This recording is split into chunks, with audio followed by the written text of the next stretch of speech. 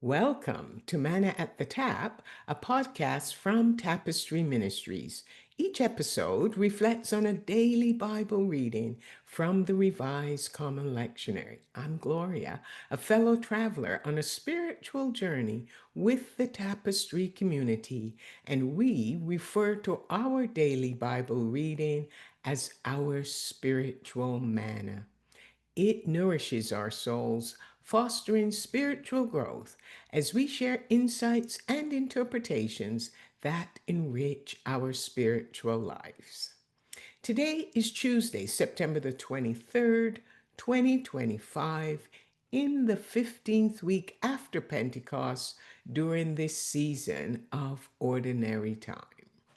This is a time for us to live an extraordinary disciplined life as we grow spiritually. The lectionary reading is from the book of Proverbs, which names several individuals as its authors, with Solomon, the son of King David, being the principal author. His request to God upon being crowned king of Israel was that God would grant him wisdom to govern God's people and that he would give him an understanding mind so that he could discern between good and evil. Proverbs and the wise sayings are recorded so we understand how to live well and rightly, grasp what life means, and recognize its direction. The book of Proverbs serves as a guide for living. It begins with God. Acknowledging God is the first step in learning, and only fools dismiss such wisdom and knowledge. The lectionary reading today is Proverbs chapter 17, just the first 5 verses. This is one of the Proverbs that was written by King Solomon.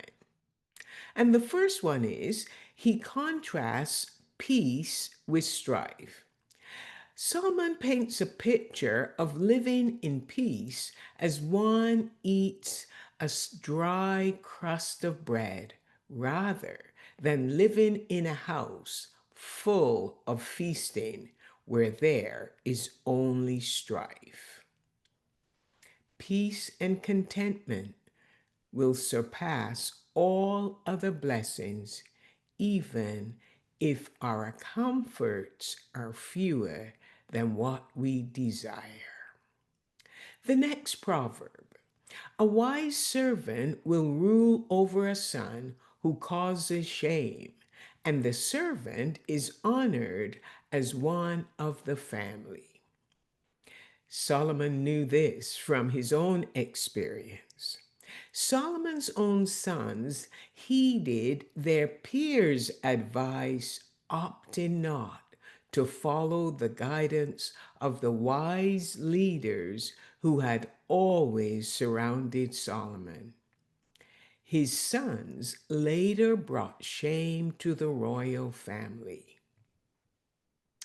Wisdom and integrity can sometimes be more valuable than a birthright.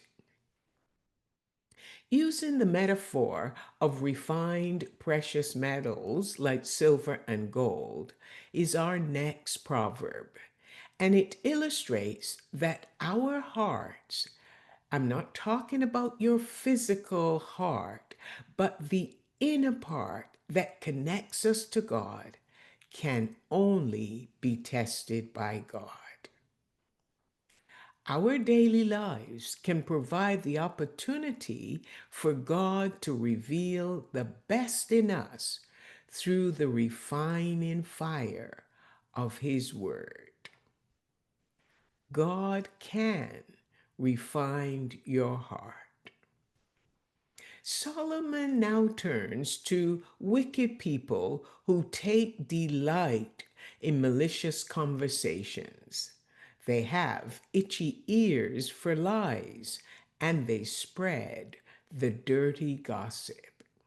Now, if you don't love lies, then don't listen to them. The final proverb in our lectionary reading concerns heartlessness.